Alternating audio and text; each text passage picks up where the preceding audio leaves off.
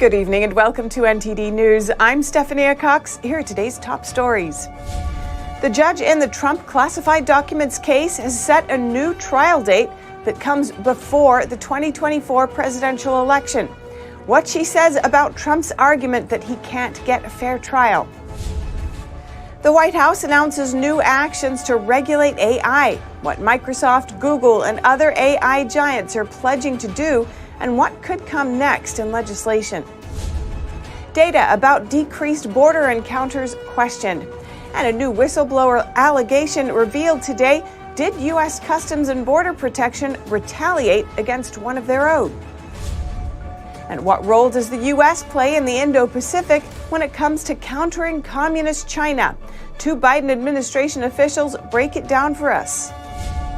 It appears the Wagner group's failed mutiny in Russia has set off a chain reaction. Putin now tells Poland that any attack on Belarus will be considered the same as attacking Russia itself.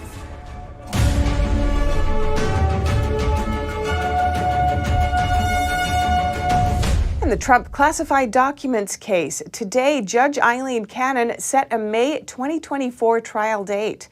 Meanwhile, former attorney Michael Cohen settled his case against Trump's company. NTD's legal correspondent Arlene Richards has more. In a middle-of-the-road decision today, Judge Eileen Cannon issued an order that sets a new trial date in the classified documents case against former President Trump. The May 2024 trial date is a compromise between a request from prosecutors for a December date and the defense's request to schedule it after the 2024 presidential election. The defense had argued that having the trial before the election would interfere with Trump's campaign schedule, as well as several other legal cases. Cannon thought the government's December date was too soon. She said in her order that the government's proposed schedule is atypically accelerated and inconsistent with ensuring a fair trial. She noted the over 1 million documents that the defense needed to review. On the other hand, she disagreed with some of the defense arguments, which she called unnecessary. Most principally the likelihood of insurmountable prejudice in jury selection stemming from publicity about the 2024 presidential election. The government's request for a protective order related to classified documents is rescheduled for July 27. In other Trump legal news, former attorney Michael Cohen today settled his case against Trump's company. Cohen claimed that he got stuck with big legal bills after getting involved in investigations into the former president. For example, he said the company stopped paying after he began cooperating with federal prosecutors in their investigations into Trump's business dealings in Russia. Trump's company contended that Cohen's involvement in the federal investigation was a personal decision, as he was trying to reduce his own criminal legal exposure. Trump has now sued Cohen, accusing him of violating a company confidentiality agreement. Arlene Richards, NTD News. Several Republican House members are looking to censure progressive Democratic Congresswoman Pramila Jaypal, this over her calling Israel a racist state last week. Republican Congressman Andy Ogles of Tennessee, Randy Weber of Texas, and Jeff Duncan of South Carolina filed a censure resolution on Thursday. It's not yet clear if GOP leaders will bring it to the House floor. While speaking at Netroots Nation panel in Chicago last weekend, Jaypal called Israel a racist state. She has since walked back the remark, but stopped short of an apology. Her comment drew criticism from the House Democratic leadership and a number of Democrats. Earlier this week, Jaypal voted yes on a resolution affirming support for Israel. The Biden administration escalating its involvement in regulating AI as top tech companies vow to cooperate. NTD's Iris Tao has more from the White House. Announcing new actions today, President Biden says the U.S. must guard itself from the threats of artificial intelligence. We'll see more technology change in the next 10 years, or even in the next few years, than we've seen in the last 50 years. But we must be clear-eyed and vigilant about the threats of emerging technologies that can pose don't have to, but can pose to our democracy and our values.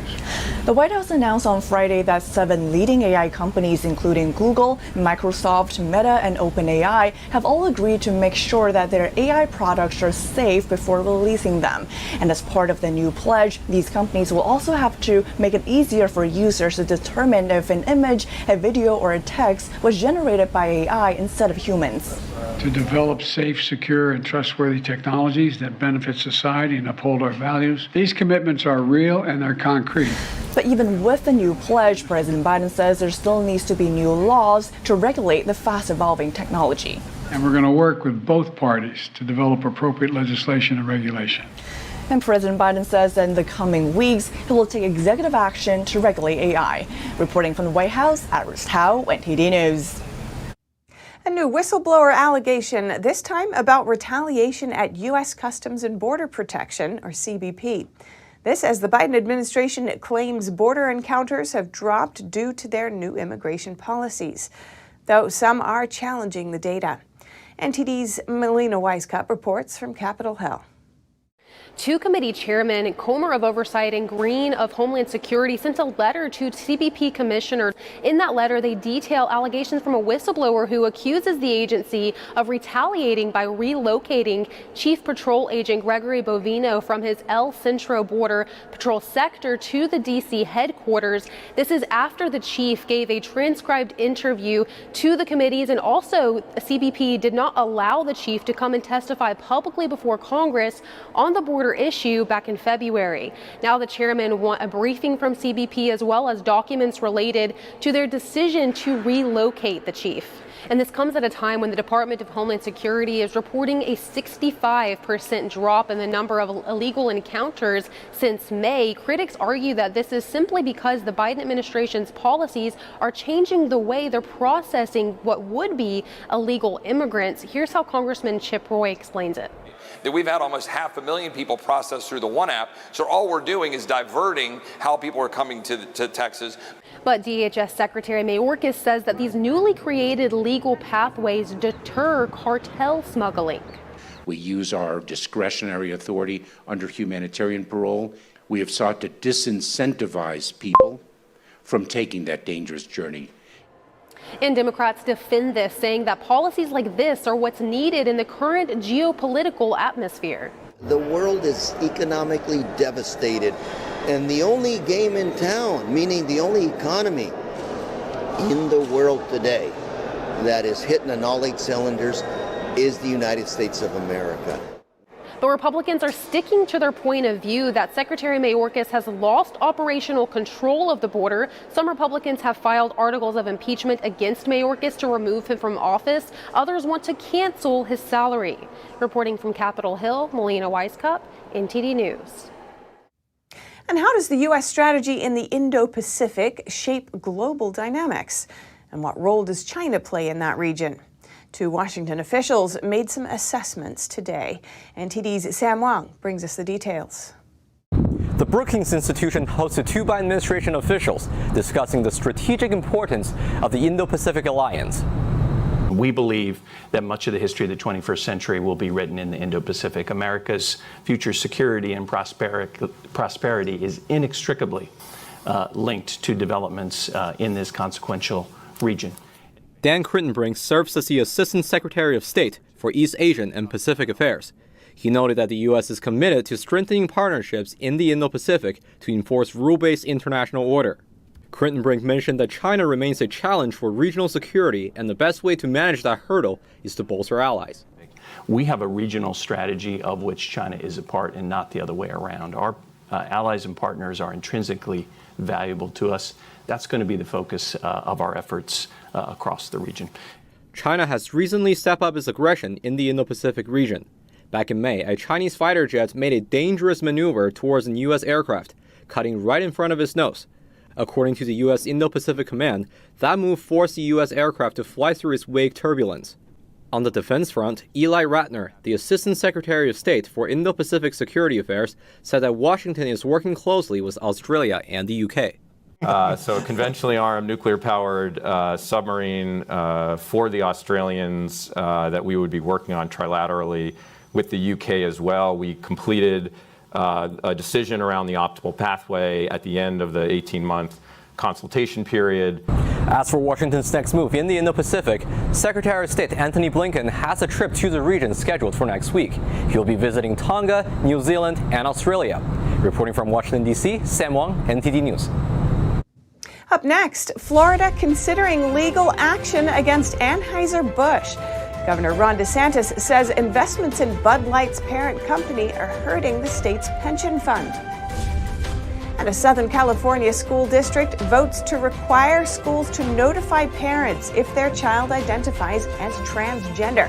Both supporters and critics of the policy attended the heated meeting. These stories and more when we return.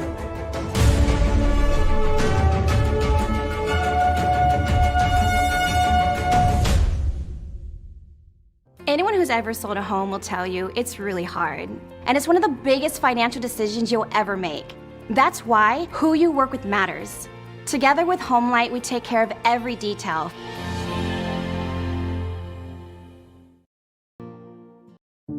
Hi, I'm Susan Lucci. I never thought about heart disease until I had my own heart event. I received 2 stents in my arteries, stents developed through research funded by the American Heart Association. Those stents saved my life. I have met so many survivors. Each of them tells a story that can be so helpful to women out there. Everything was pretty good. It was a very happy life. I was given the diagnosis that I had peripartum cardiomyopathy, which is basically a pregnancy-induced heart failure. They told me my only chance was a heart transplant. And the American Heart Association helped make that possible. Their research helped save me. I think everyone should support the American Heart Association. Call now or go to helpheart.org. For only $19 a month, just 63 cents a day, you can help fund the next medical breakthrough. Get the next person trained in CPR, the next hospital certified in high-quality cardiovascular care. You can be part of that very important work that the American Heart Association is doing to save lives everywhere. Give $19 a month with your credit card, and we'll send you this special t-shirt that you can wear to show that you are helping save lives. I'm grateful for just every day that I get with my children. I am very thankful for the American Heart Association. Heart disease is America's #1 killer, and your support now can help save your life or the life of someone you love. Listen to your heart. The only reason I'm here today is because I did. So please call the number on your screen or go to helpheart.org now. Join me as a monthly donor today and help save even more lives.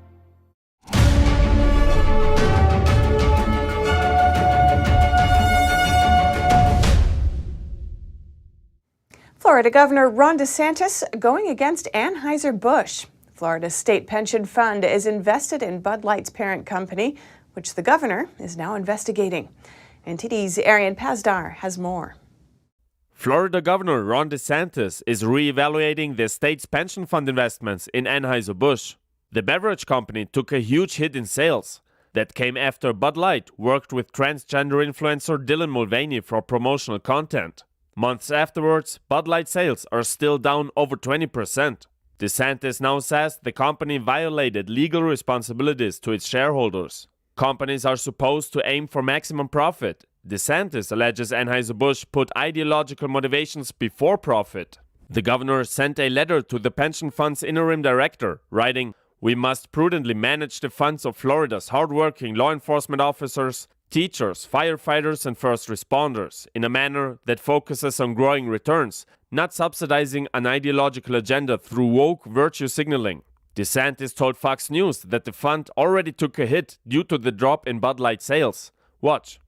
Well, we had over $50 million worth of InBev stock in the pension. Of course, Florida's pension fund's about $180 billion. So it's a pretty big endeavor, but it has absolutely hurt teachers. It has absolutely hurt other pensioners. DeSantis is now considering taking legal actions against Anheuser-Busch. Meanwhile, political experts are speculating DeSantis is rebooting his campaign. That's because the governor keeps trailing far behind former President Trump in the polls. Reports came out this week saying his campaign let go a few staffers. According to NBC, voters might see the changes in the way he campaigns, for example, attending smaller events in order to save money, and sitting down for interviews with a wider range of national media outlets. Ariane Pastar, NTD News. A school district in Southern California has decided to notify parents if their child is identifying as transgender. The heated board meeting lasted nearly 4 hours, and California's superintendent of public instruction was escorted out at one point. The Chino Valley Unified School District voted to require schools to notify parents if their child identifies as transgender. Mr. Na? Aye. And I'm a yes. The motion passes 4-1. Under this new policy, the district schools let parents know if their child is identifying as a gender different from what is listed on their birth certificate. This applies to students who want to change their names and pronouns and access gender-based bathrooms, sports teams, and locker rooms. Supporters of the policy say parents have the right to know if their child is coming out. I should be the one to consult my children. Nobody else has the right to say what I can or cannot teach my children. Just like I'm not pushing my family values on anybody, I don't want them to push it on my family. But critics of the decision say it impacts gender identity and safety. This policy will out a student, putting them into a hostile household, which will further their mental degradation to the point where they will harm themselves. During the meeting, California Superintendent of Public Instruction, Tony Thurman, also spoke in support of LGBT students. That nearly half of students who identify as being LGBTQ+ are considering suicide. I ask you to consider this, that the policy that you consider tonight not only may fall outside of the laws that respect privacy and safety for our students, but may put our students at risk because they may not be in homes where they can be safe. After exceeding the 1-minute time limit, multiple security personnel escorted him away. But board president Sonia Shah argued that politicians shouldn't assume that non-affirming households would be a toxic environment for their kids. Right now, they're saying non-affirming households are dangerous. Where do you get that? Actually, if you ask me, and I've listened to tons of parents, it's actually very safe to be a non-affirming, loving, caring household, because guess what? They're going to provide and pull their child in closer, the necessary needs that they need to be able to get better. In the end, the board passed the policy in a 4-1 vote, with only board member Donald Bridge voting no. And staying with schools, the White House recently announced a new Department of Education coordinator to take action against what they said is the growing threat that book bans pose for the civil rights of students. The statement also suggests that schools better put the books back on the shelves or lose federal funding. But parents and some lawmakers are pushing back. Darlene Sanchez is a reporter for the Epoch Times, and she's been covering this topic. I spoke with her earlier today. Darlene, welcome. Educational materials in schools is in the spotlight. Parents you spoke to are concerned that they're being targeted by the federal government for restricting sexually explicit books from schools. What's their message? Well, parents basically have been fighting, for I guess a good 2 years or so to try to remove sexually explicit materials that have been showing up inside of their school libraries and sometimes inside of classrooms. So this has been an ongoing battle for them. And what the concern is right now is that the Biden administration is basically found to what they see as a workaround. And, parents have been at the local level, at the grassroots level, trying to get school board people elected that are more conservative and believe the way they do. So now, the game has changed. And so what other kinds of actions has the department taken to stop this from happening? Well, what people are comparing this to is when, the Department of Justice started targeting parents that would show up at school board meetings over CRT and transgenderism, bathroom issues like that, especially like up in Loudoun County, Virginia. That would probably be the best example. So now the Biden administration's come up with a plan to go after schools to try to deny them federal funding. Based on them banning these books, saying that you are discriminating against the LGBT community, and therefore you're making this hostile to them, and therefore we're going to remove your funding if you don't put them back. And what kinds of books does this relate to exactly? Some of these books, Stephanie, are very disturbing. They're so disturbing that they have been shut down. A lot of parents who have read these, there have been articles out there about parents reading some of the excerpts from these books at school board meetings and actually having their mics cut off because they said that's inappropriate. We can't have you reading that type of material in public. And then, of course, the argument is, well, then why are you letting your children read it? I mean, it has to do with child rape. It has to do with describing sexual acts between both homosexual and straight children and, young adults. And especially, like I said, there was some concerning child rape. And it's very disturbing to the parents nationwide. Some of these books have been under attack, like Genderqueer is one of them. There was others like Lawn Boy, The Bluest Eye, those type of books. Some states are pushing back, states like Texas, against the administration. They're also implementing laws that are restricting sexually explicit books from public schools. What does Texas's provision entail? Well, Texas, for example, it has kind of a two-pronged approach. It's both something has to do with the actual publishers. They have to go in and they have to rate these books, whether or not they have sexual content or whether or not they're appropriate for the grade level that they're targeted at. That's one thing. And another, gives parents, of course, the ability to ask for them to be removed as well. That they can't be in there. Parents can also opt out. So in other words, it's not like the parent has to go in there and find the book. The parent can opt out just across the board and not have to worry about it. So that's how Texas is handling it. So it's kind of a two-pronged approach. Other states have just said, under obscenity laws, these books, we can't allow them because they are obscene and considered pornographic. And that's an approach that's worked as well. Thank you very much for your update, Darlene Sanchez. Really appreciate it. Thank you so much for having me. And in the war between Russia and Ukraine, the attempted mutiny by the Wagner Group has apparently set off a chain reaction involving Belarus, Poland, and Russia. NTD's Jason Perry has the latest. To give some background, Yevgeny Prigozhin is the leader of the Wagner Group, a private mercenary force with ties to Russia. Prigozhin led a failed mutiny against the Russian military just a few weeks ago. And that rebellion ended with an agreement allowing Wagner fighters to relocate to Belarus. Now these same fighters are reportedly training Belarusian special forces. Polish residents living near the Belarusian border have reported hearing what they believe to be the sounds of this training, including gunshots and helicopters. In response, Poland deployed 1,000 troops to its border with Belarus. Russian President Vladimir Putin took note of the Polish troop movement and issued this warning. As for Belarus, it is part of the Union state. Aggression against Belarus will mean aggression against the Russian Federation. Meanwhile, on Friday, Russia launched missiles at Ukrainian grain facilities for the fourth day in a row. According to the Ukrainian governor of the region, the attack injured 2 people in the Ukrainian port city of Odessa. The strike also destroyed 100 tons of peas and 20 tons of barley. Russia blamed Ukraine for initiating attacks from the area, and Ukraine denied launching any such attacks.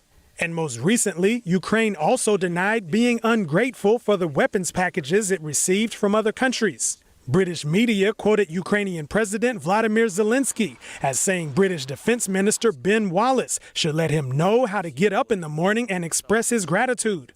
The Ukrainian ambassador to the UK later admitted that the president's comment contained a bit of sarcasm. Zelensky also dismissed the ambassador from his post in the UK. Meanwhile, in Ukraine, things on the battlefield continue to escalate. National Security Council spokesperson John Kirby said on Thursday that Ukrainian forces have started using cluster bombs in its fight against Russia. These bombs can be considered controversial because not all of the bomblets detonate after being launched, and this may cause civilian casualties in the future. Kirby also said that the cluster bombs are having an impact on Russia's defense lines. Jason Perry, NTD News. Coming up, singer Tony Bennett has died. The pop vocalist is best known for his 1962 hit, I Left My Heart in San Francisco. Are we seeing an exodus of businesses from San Francisco? A CEO says the city will never go back to the way it was before. More in just a moment here on NTD News.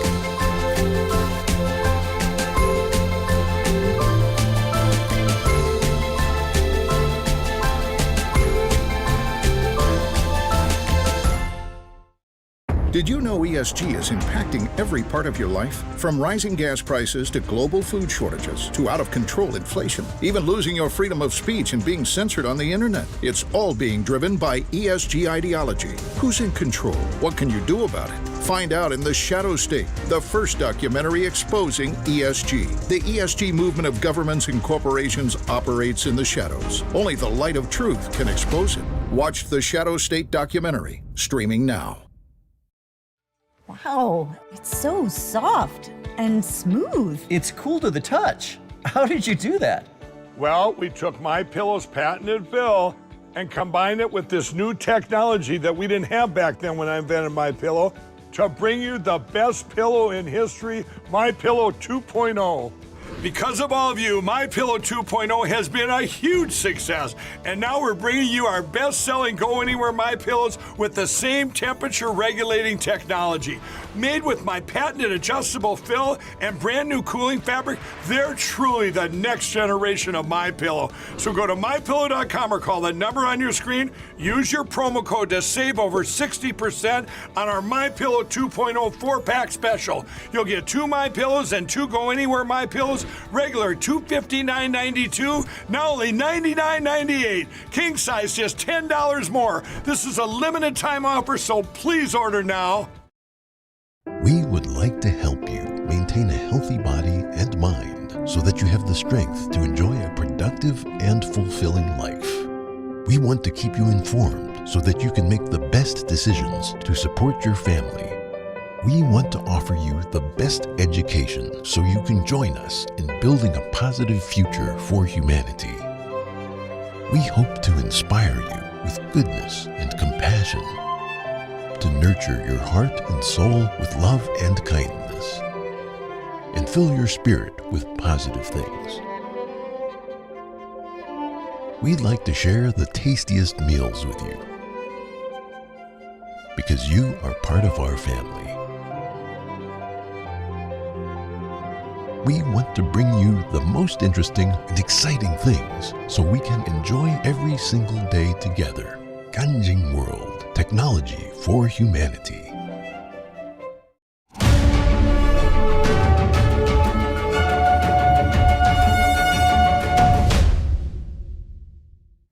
Welcome back. If you're just joining us now, here are some of today's top headlines. A federal judge has set May 20th, 2024 as the start date for former President Trump's classified documents trial. This is a compromise between Trump's and the Justice Department's requests. President Biden and 7 leading artificial intelligence companies announce a pledge to make the technology safer. Biden also promises to announce further regulation of AI. In the war between Russia and Ukraine, the Wagner Group is now training Belarusian special forces. And Russian forces are bombing Ukrainian grain facilities for the fourth day in a row.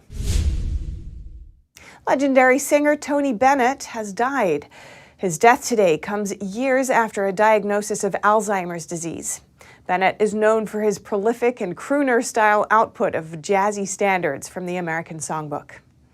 Audiences around the world have enjoyed his concerts and shows for more than 70 years. Bennett also made more than 150 recordings and has sold an estimated 60 million records. A career highlight was in 1962 when Bennett performed at Carnegie Hall and released his signature song, I Left My Heart in San Francisco. Later in his career, Bennett collaborated with a number of younger stars, including Lady Gaga. Bennett was also known for serving in the military and helping liberate a German concentration camp, as well as for his work with the civil rights movement. Bennett was 96 years old. And Taylor Swift is set to be the next mayor of Santa Clara for just 2 days in the honorary sense.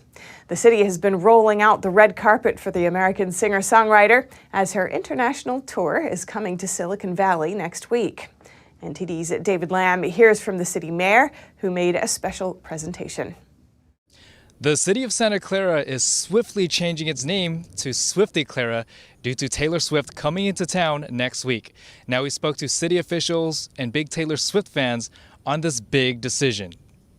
Staff at Santa Clara's City Hall, including Mayor Lisa Gilmore, consider themselves Swifties, the nickname for Taylor Swift fans. That's why they played this presentation during a July 18th city meeting, a proclamation for the 33-year-old Swift ahead of her Eras Tour visit. Let it roll. It's me. Hi, Mayor Gilmore. It's me. I'm enchanted to share news that will make your wildest dreams come alive. Gilmore and Councilmember Kathy Watanabe says Swift is a cultural icon for the community. Funnily enough, I was listening to Karma on the way over here, and I think that's a really good song. And then I love Hey, It's Me, you know. There are just so many songs, you really can't pick one. When Swift's Era Tour was announced, the mayor said the public contacted the city to do something to recognize the fans and artists. Along with the city name change, Swift herself gets the title of honorary mayor. We have a serious business here in running the city, and I'm a serious mayor, but I thought this is an opportunity to bring some fun to our community, to change our name. We've never done that before. Swift is set to perform at the Levi's Stadium on July 28th to 29th. So how did they come up with Swiftie Clara? I will not take full credit. There was a lot of people at the city that worked on it. But first, part of the city's name starts with an S, and we really wanted to be a part of the Swift spirit and the Aries tour that is sort of sweeping the nation. Let's create a love story that echoes through the ages. Swiftie Clara, you're our evermore. Mayor Gilmore told me that her daughter thought the video was interesting, but her friends loved it even more so. Now, with this concert, it's expected to bring in lots of revenue and boost the economy of the city when Taylor Swift comes into town. Reporting in soon-to-be Swiftie Clara, California, David Lamb, NTD News. All right, and next, San Francisco is seeing employees refusing to go back to the office, and this is impacting the city's economy.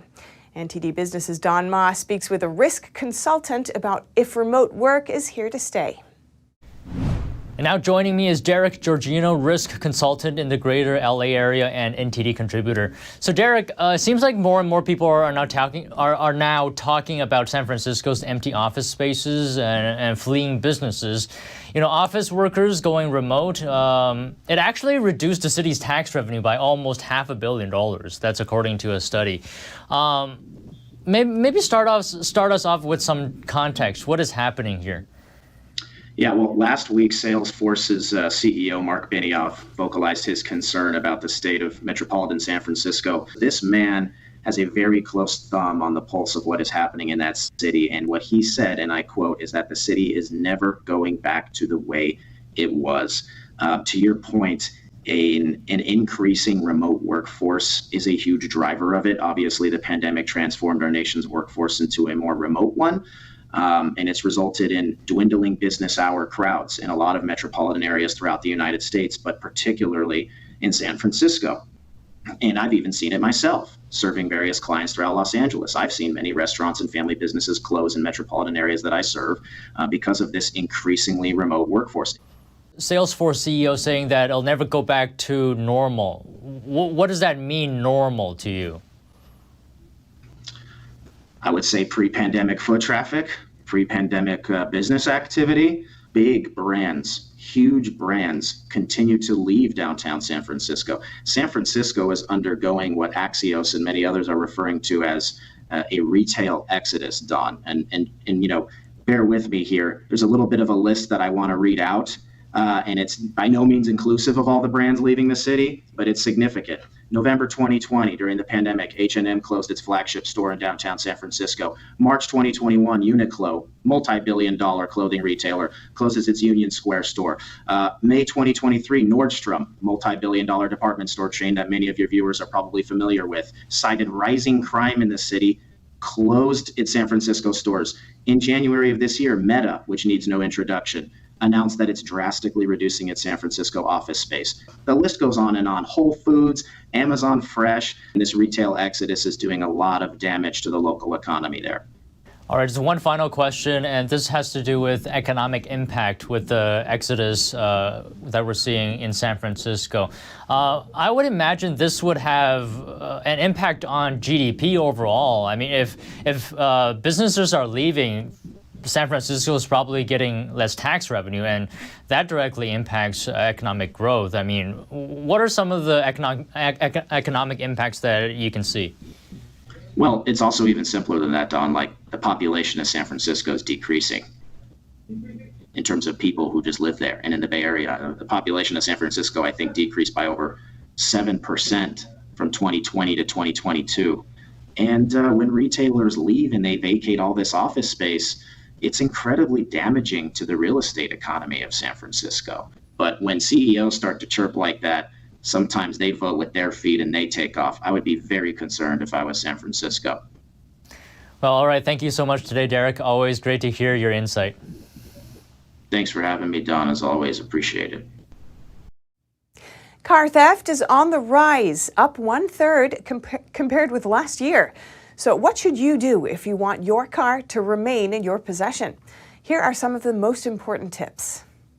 Car theft continues to soar, up by 1/3 compared to thefts in the first half of 2022. And the average monthly theft rate is still going up. So if you want to avoid the nightmare of seeing an empty parking spot where your car used to be, what should you do? The basics. Never leave the car with the doors unlocked or with the windows rolled down. Try to park in either a garage or a well-lit area. And avoid leaving valuable objects in the car in plain sight. This includes money, phones, laptops, jewelry, cameras, and clothing. Objects like these could attract the attention of thieves. It's up to you to be responsible for your vehicle, where you park it, how you park it, and of course, not making it open for people to think this is an easy vehicle to steal. Lauren Fix is an automotive expert at Car Coach Reports. She spent over 20 years advising people on how to avoid car theft. She says a simple theft deterrent is a steering wheel lock, also known as a club. A club locks the steering wheel, so it will deter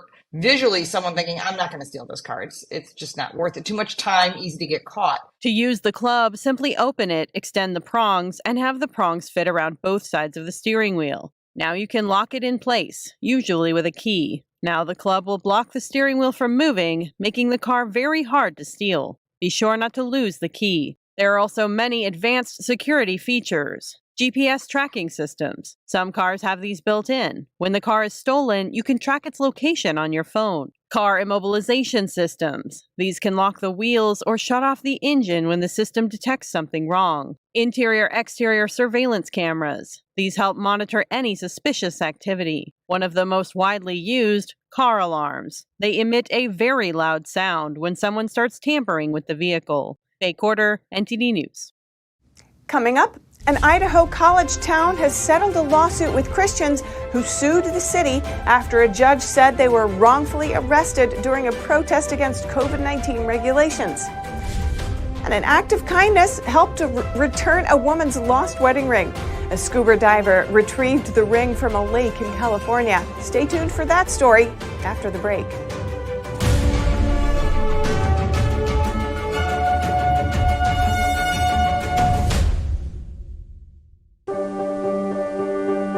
Being prepared is a part of who you are, but it's especially important in the case of a disaster. Be informed about possible emergencies in your area. Make a plan that covers where you'll go in an emergency. Build a kit with the things you need to survive. There's no one more capable of planning for your situation than you. Start your plan today. Go to ready.gov/myplan. It's a painting that is peaceful. There's a lot of beauty in it. And you forget about whatever you might be worried about.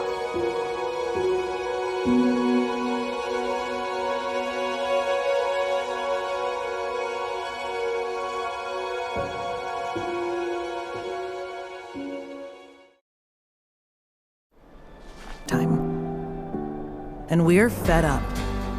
Fed up with the fact that hunger robs children of their childhood. Fed up with the lack of progress. Fed up with the injustice. Help us brighten the lives of children all over the world by visiting getfedupnow.org. For as little as $10 a month, you can join Save the Children as we support children and families in desperate need of our help. Now is the time to get fed up and give back. When you join the cause, your $10 monthly donation can help communities in need of life-saving treatments and nutrients. Prevent children from dropping out of school. Support our work with communities and governments to help children go from short-term surviving to long-term thriving. And now, thanks to special government grants, every dollar you give before December 31st can multiply up to 10 times the impact. That means more food, water, medicine, and help for kids around the world. You'll also receive a free tote bag to share your support for children in need. Childhood without food is unimaginable. Get fed up. Call us now or visit getfedupnow.org today.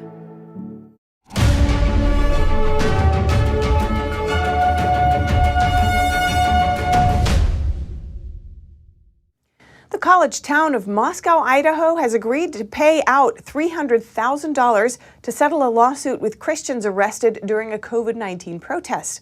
After staging an outdoor psalm sing protest against COVID-19 orders outside City Hall, Gabriel Wrench and Sean and Rachel Bannett found themselves in legal trouble. They were arrested in September 2020 and later sued the city for wrongful arrest. The peaceful protest, consisting of singing psalms, allegedly violated social distancing rules in place at the time. The city has now agreed to pay $300,000 to settle the civil suit. The trio initially sought to dismiss criminal charges, citing religious freedom protections under the U.S. Constitution. Although the charges were eventually dropped, the legal defense fees remained, prompting the lawsuit. Were they targeted for the kind of protesting they were doing, singing psalms outside City Hall? Ryan Helfenbein, the executive director at the Standing for Freedom Center, seems to think so. Earlier today, NTD's Jack Bradley spoke with him on this. And now we welcome to the program Ryan Helfenbein, executive director at the Standing for Freedom Center. Ryan, great to have you with us. Hey, Jack, it's great to be on with you. Now, the liberal city of Moscow, Idaho, has just agreed to pay out $300,000 to 3 people who it was determined they were wrongfully arrested by police during a psalm sing protest outside City Hall against COVID-19 orders. Now, Ryan, what do you make of this? Well, you know, I'm somewhat familiar with this case. In fact, I'm a friend of one of the plaintiffs, and I'm just speaking as a friend. I'm not speaking as necessarily a legal expert, but I will just say that when this was happening in real time back in September of 2020, it was very clear, Jack, that there was a dual standard, a double standard that was being applied when it came to COVID-19 guidelines, regulations.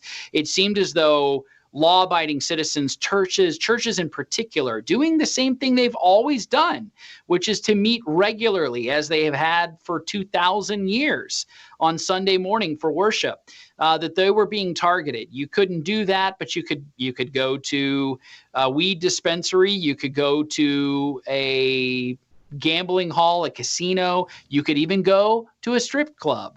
And there seemed to be no restrictions there. But if you were doing something that seemed to be normal, and by the way, there's no prohibition, there is no case in the Constitution that allows a dual standard to be applied in the case of an emergency. Emergencies do not restrict your constitutional rights. And that's something that happened clearly in this case. And I believe the judge, the magistrate, duly elected, by the way, by the people, enforcing the law, interpreting the Constitution, I think he got this right. And why do you think they're being treated differently? Well, I mean, I have my own reasons and suspicions here, and certainly this would be more speculative. But I do think that when it comes to the free exercise of religion, if you are a public health official, and I don't mean just in Moscow, Idaho, but across the country, you might not place the same kind of priority on what you believe to be religion versus what you codify as science. And I would just say that it was clear to me that science, the scientific method, virology and other types of studies and disciplines in medicine, it does not seem as though they were being applied in this instance. It just seemed as though there was a lot of hocus pocus when it came to these guidelines and restrictions regarding masks, regarding social distancing, things that applied in certain contexts but didn't apply in others. For example, Jack, there was no airline that restricted the number of people that could fly. They were packed in by like sardines. None of them really separated. A mask did very little to restrict, basically how this, COVID could be passed along to fellow riding passengers. So all of a sudden they decide in an outdoor event, that's more dangerous. Oh, and by the way, these people will comply if we try to go and arrest them. These people are not going to throw Molotov cocktails at police. They will comply with law enforcement, so they become an easy target. And so how do we ensure that something like this never happens again? I think the most important thing is that freedom belongs to the willing and those who are willing to keep it. And so at the end of the day, it's not because these things are enshrined on a piece of paper in a document in the National Archives there in Washington, D.C. That's not where our rights are derived from. They're ultimately from God. And really those who are willing to defend those rights and to proclaim those rights, again, to each generation. We're only one generation away, as Ronald Reagan said, from having those freedoms stripped away from us. So I think at the end of the day, it's about those who are willing to protect and to stand up for their freedoms and the free exercise of religion. Well, with that, Ryan Helfenbein, Executive Director at the Standing for Freedom Center. Thank you so much. Hey, thank you, Jack. Appreciate it. And in lighter news, a scuba diver in California helped a woman retrieve a wedding ring she had lost in a lake while vacationing near Yosemite National Park. Despite visibility challenges, the diver was able to find it in less than 2 hours and documented the dive on YouTube. NTD's Jason Blair has more on this story. A Northern California scuba diver and YouTuber retrieved a woman's $9,500 lost wedding ring from a 45-foot deep lake near Yosemite National Park. Mike Pelly, who also goes by Merman Mike, was able to locate it using a flashlight and metal detector and documented the find on YouTube.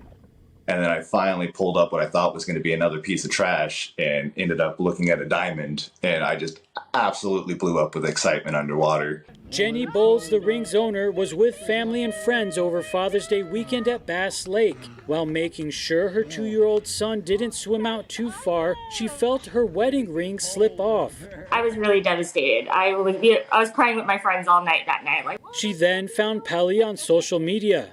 So she actually commented on one of my TikTok videos at first and said, "Oh my gosh, I just lost my wedding ring at Bass Lake. Is there any way you could help?" And I immediately responded to her and said, "Please send me a message on either my Facebook or Instagram account." At 45 feet, this was Pelly's deepest dive ever, and due to silt at the bottom of the lake, the visibility was low. But after regrouping and a good throw, marking the area the ring was lost, Pelly was able to find the ring in under 2 hours. And he found it that quick. I was shocked. A lot of me thought it was going to be an all-day search, and then I was still going to come up to a bunch of really sad faces. He helped a stranger. Like, he didn't know me from nobody, and I did not expect him to even say yes. And the fact that he does it as a volunteer thing is amazing. Pelly says he never charges money when he helps people recover lost items. If people insist, he will accept donations, but it's not required. I like to call it my full-time hobby. I never want someone to feel like because they don't have extra money at that time that I wouldn't go down and search just as hard for their valuable as well. Pelly has been documenting his underwater finds on YouTube for the past few years. While jewelry is a commonly lost item, he also recovers phones, drones, and even this remote control truck. The good stories are what fuel me. And I feel like I have this novel of amazing stories that I'll get to go back on the rest of my life and just always have a smile anytime I need it. Pelly plans to continue to help people find lost items and document his adventures. In the future, he hopes to transition into doing it full time. Jason Blair, NTD News, California. And if you have any news, tips, or feedback for our show, remember you can email us at eveningnews@ntd.com. That's all for today's news. Thanks for tuning in. I'm Stephanie Cox. Good night.